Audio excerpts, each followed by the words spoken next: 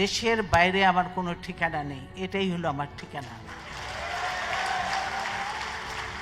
এই দেশ, এই দেশের মাটি, মানুষই আমার সব কিছু। অনেক দিন আপনারা দেখেছেন যে পরিবার থেকে আমরা দূরে রয়েছি,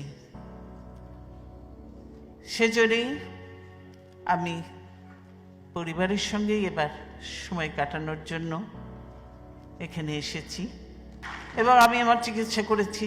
আল্লাহর রহমতে আমি ভালো আছি, সুস্থ আছি। এবং যদিও পরিবার তো বহুদিন পরে দেখা, কাজে তারা ছাড়তে চায় না, আরও থাকতে বলে। কিন্তু আপনারা প্রত্যেকে জানেন যে দেশের কি অবস্থা, এবং এই মুহূর্তে আমাকে দেশে যাওয়াটাও প্রয়োজন, সেজন্যই আমাকে যেতেই হবে।